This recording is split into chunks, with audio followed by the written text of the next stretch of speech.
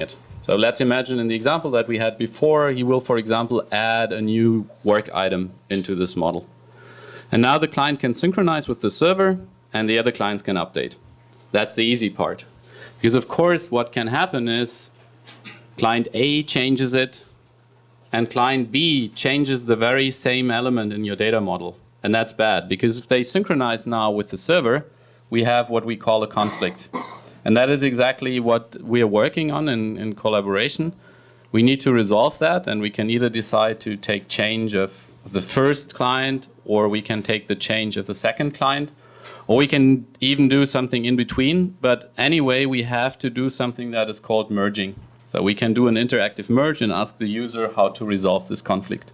We need to detect it, and we need to resolve it. That's the first requirement that often pops up. So users want to collaborate on their data. They want to work offline on their data and later synchronize with the central repository or server. And the second one is people want to control what is being changed and what is being changed by whom at what time. And they want to be able to roll back to any previous version of the data in time. That is what we call versioning.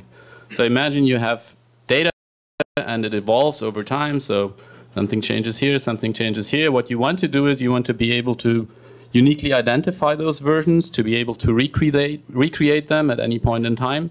You want to be able to tell who has changed it and for what reasons. And maybe you even want to know what exactly was changed, so knowing the differences between versions. And of course, you might even want to do branching. So you might be able to express alternative versions and later on merge them back. So that's the second requirement. And both these requirements, they're very tightly bound to model repositories. And to solving this problem, there is basically two different ways of doing the versioning. So the first way, what you can do, and what is very popular in all the textual versioning systems that you know for source code, like for JIT or SVN or CVS, they do state-based versioning. So basically what they do is they store a version of the artifact in hand, like for example a source code file, and then they make the changes or let the editor do the changes on the second copy. And then after the changes have occurred, they derive the differences by what we call diffing. And this process can be quite complex if the file is bigger, and it can be error prone. But that's the approach. And then you know what the changes are. You can use it for merging and for synchronizing. The other approach that is also being used, and that is more being used for the model repositories, is change-based. So the idea is, okay, if I'm able to record the changes in advance while they occur, I don't have to do the diffing anymore. And that's the other kind of approach. So the changes are recorded while they occur, for example, by an observer pattern, such as for EMF, and we don't have differencing in that case. The general potential solutions that you can come up with to solve these two requirements is you could, of course, just reuse one of the existing version control systems. You have a mismatch in the level of abstraction there that you need to solve, because these solutions, they work on files and the textual content of the files. So for example, these systems cannot tell you how to preserve the integrity, the internal integrity of your files, like referential integrity. They can't deal with that. So you have to do that. And with these systems, if you implement something like that, you can either do it in a state-based way, which matches the paradigm of these systems, but then you have the problem of diffing, or you can do it in a change-based way. So you push your changes into these systems, then you need manual recording that you have to implement for your application, and you have to store them. The second approach, of course, the classical one, you use a database, whether it's a SQL, a NoSQL, or an object-oriented database. And for these systems, what you need to do is you need to explicitly model your versions and whatever information you want to store along with your versions. And of course, you also need to manually establish the API that you need to have. API for example, retrieving a source. So it's a lot of manual work. And the last possibility that you have is you can resort to model repositories, such as the EMFStore that I'm going to introduce, or such as CDO, which is another model repository for EMF. And what you gain by that is a very high level of abstraction. So you already have versions there, you have API to request certain versions, to get changes between versions, to roll back to a version, to merge, detect conflicts, all these things. Not just, I will not be quiet about that, is you have a steep learning curve. Because you probably don't know model repositories yet. You might be used to databases. So there is something new to learn how to use those. Now let me switch over to EMFStore, to the part presenting how this solution can work. If you integrate EMFStore in your tool, you can do it in two ways. You can either directly access the API that is already there. So that is API like checkout or commit or update. Or you can use the EMF client platform, which provides you with some of the UI already, and you can start building on that. And what I'm going to demonstrate now is with the EMF client platform, because I don't have a specific application for my first demonstration, I will just have a model and show you how this model can be versioned with the EMFStore. Just a little word about the EMF client platform. The EMF client platform, the vision that we have for that is that it provides an abstraction for model repositories. So you can seamlessly switch between EMFStore and CDO. And that is something that we're working on with Eike. And it's ongoing work and will probably be released after June only, the first beta version of that. But the idea of the EMF client platform is you don't decide for your backend. You have an abstraction for that and you can plug in different backends. Okay, now the rest of the presentation is demo. So the first thing I'm going to demonstrate is just the general functionality of EMFStore. Check out, commit, modify something, update, merge, and the history. Sorry. What I have here is two views of the EMF client platform. On the left-hand side, I have a navigator comparable to the Project Explorer. It shows me that I have one model project with one element in here, a league. The model models something like bowling games, so there's a bowling league and players and stuff. And on the bottom, I have an EMFStore browser that is like a SVN repository browser. It shows you what repositories are available and what projects. And what I'm going to do first of all is the first step to get your model to the server. I'm going to share it with the server. So now I have pushed this project to the server. It is known to the server. You can have access control rules, whoever can access it. And clients can push and pull changes to that project. So for example, what I could do is I could add another player, give it some name, and then push that change into the repository. Okay, so far so good. Now let's simulate a second client. I will just do another checkout of the same project. Just possible. Now I have two projects, both in, as we can see here, version 1. And what I will do now is just demonstrate how they synchronize. So if I change the name somehow here, and maybe even add another player, I can push these changes to the repository. Now imagine I switch to another client. I can update in that other client and pull in changes from the repository, and the content will show.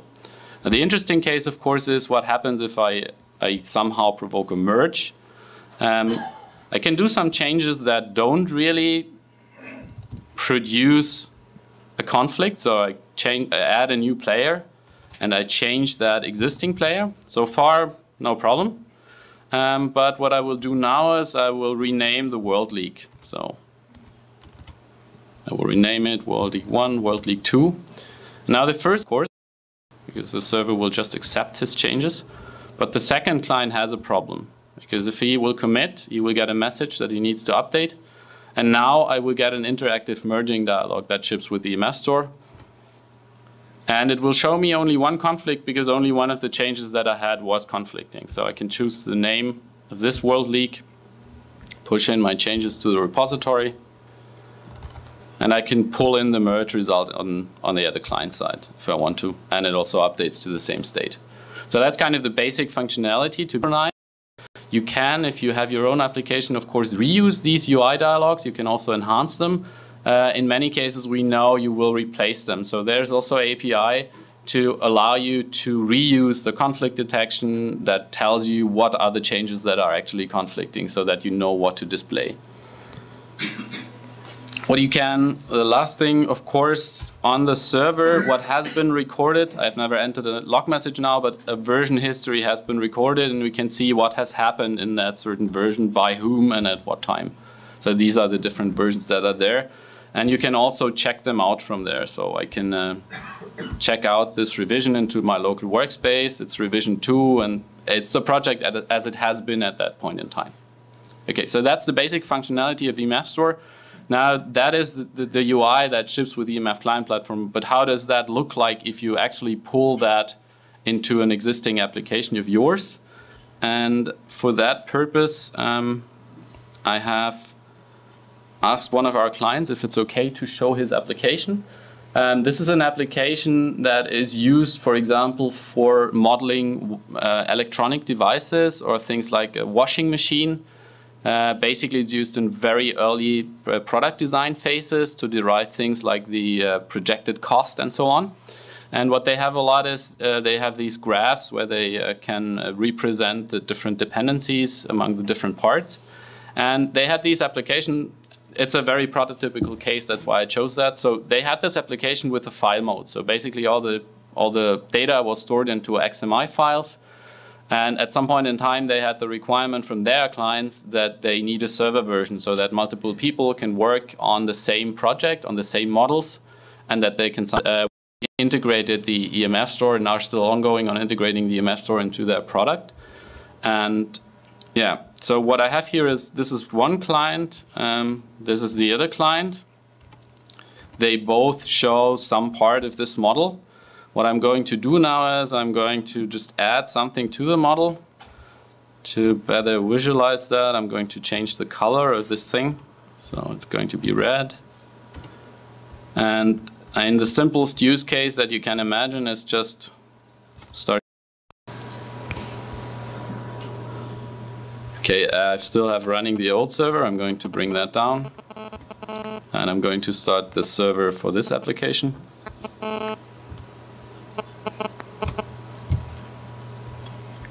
I was warned that that will happen with the complicated setup. Okay, I hope the server is there now. Nope. Here's another dialog.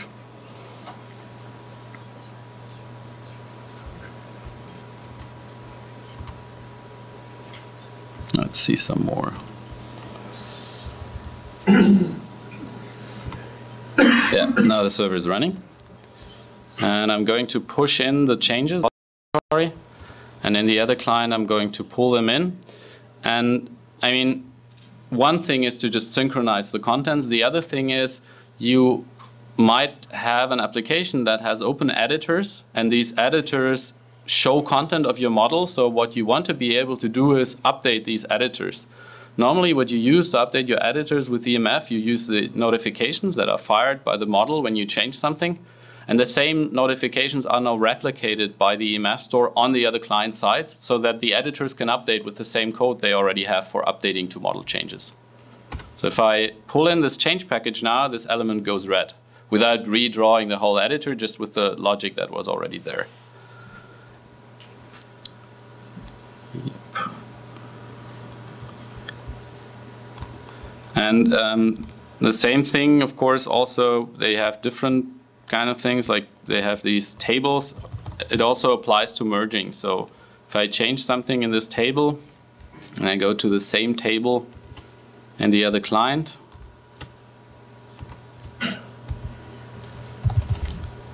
and if I commit that, it will be no problem. If I commit it on the other side, I will get a merge. I will have to resolve the merge, and I can then push my changes to the repository.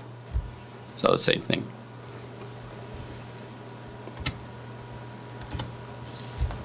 Okay. So this was a short demo of the EMFStore. I showed you a customer application. How can that look like if it's actually integrated into an existing application? And this is just a short outlook. Where are we currently? We are an Eclipse project hosted by the Eclipse Foundation. The current release since a couple of days is 090. What we have been working a lot for this release is performance improvements, mostly time performance, so that for large model, the commit and updates are faster, and we have added a lot of extensibility because we need that for the different users. They want to extend different parts of the application. And for the next release, we still keep our focus on scalability. We want to scale even more.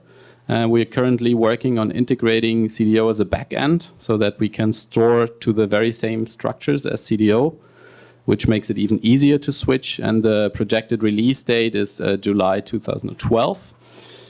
For more information, you can find, of course, on the eclipse.org homepage of EMFStore. There's a Twitter if you want to know about updates, and you can just, of course, contact me if you want to know how to go along with integrating EMFStore into your applications. Okay, thank you very much, and I'm happy to take any questions.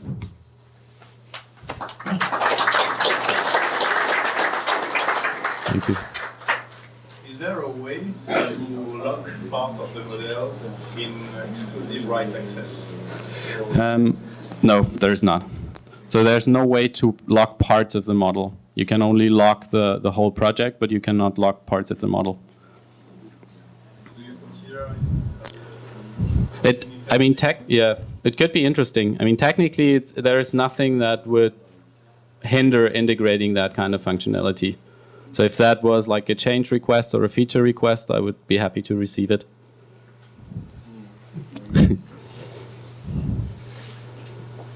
I think the gentleman in the, yeah.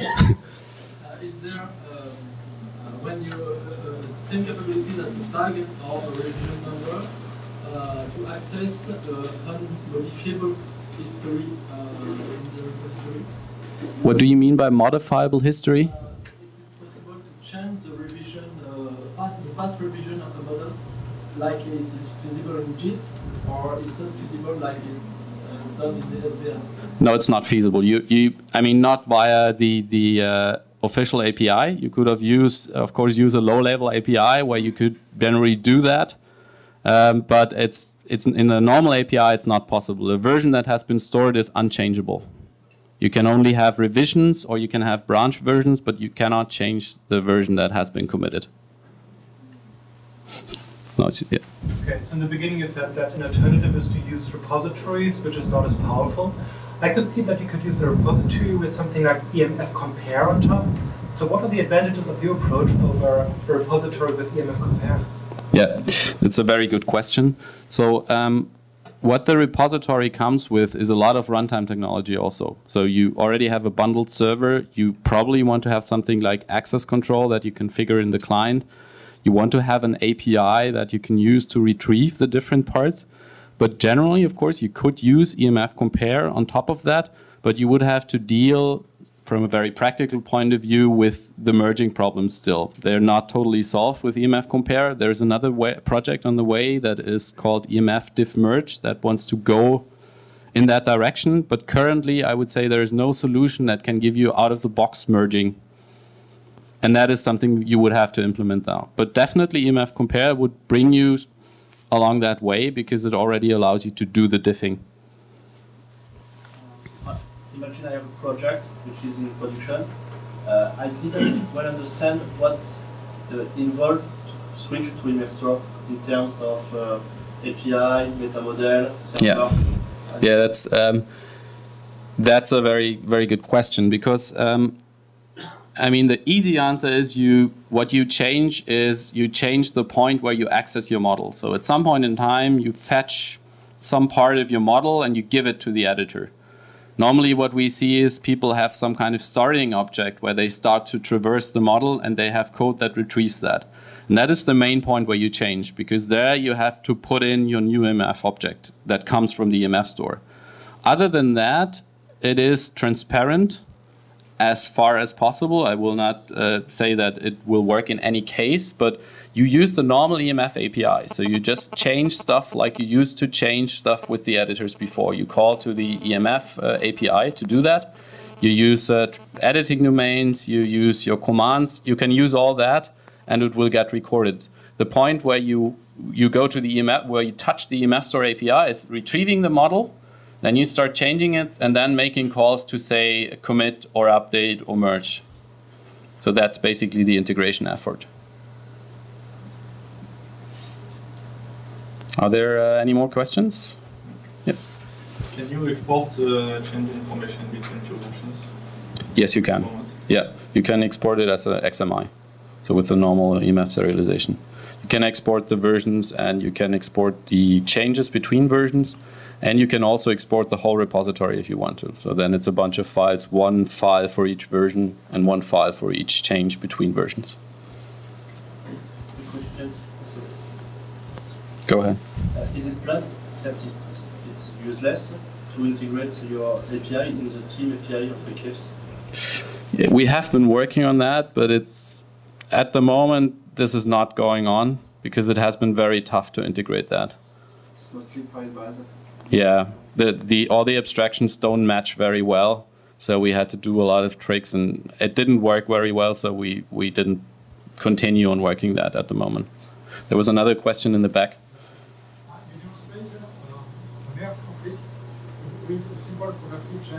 Yeah. Association changes. For example, if I change one of my users to change an element, and one other user is deleting the same element. Yeah.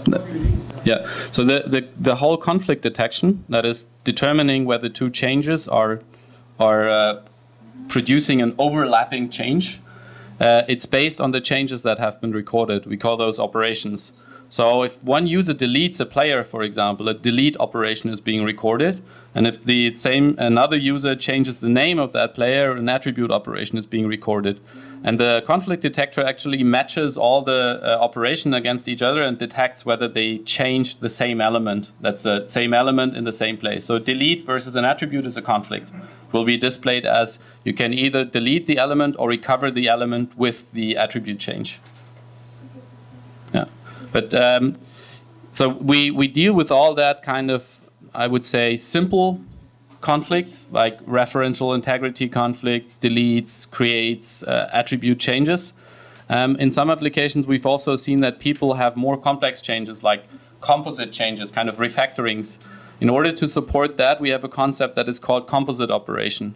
You can tell the recorder, hey, I'm starting a refactoring now, I've ended the refactoring, and I want all these changes to be atomic in the sense of the conflict detection and the merging. And that is something we use a lot for more complex applications where these composite operations occur. Does your server is dependent of the meta models? Because I've seen that you launched two different servers for yes. applications. So yes, so what you need, the server basically consists of either extensions that you have for your application, but it consists also of the application model. So you need the model plugin on the server. okay. You can't give the model by an IPA. So you can't be fully dynamic with the client. You can't have a full generic server. No, not at the moment. What we're looking into is using dynamic EMF to be able to do that. But at the moment, what you have to do is you put in, you can even do that on a binary level. You just push in your model plugins into the server structure. Okay, I think I'm out of time anyway, so thank you very much.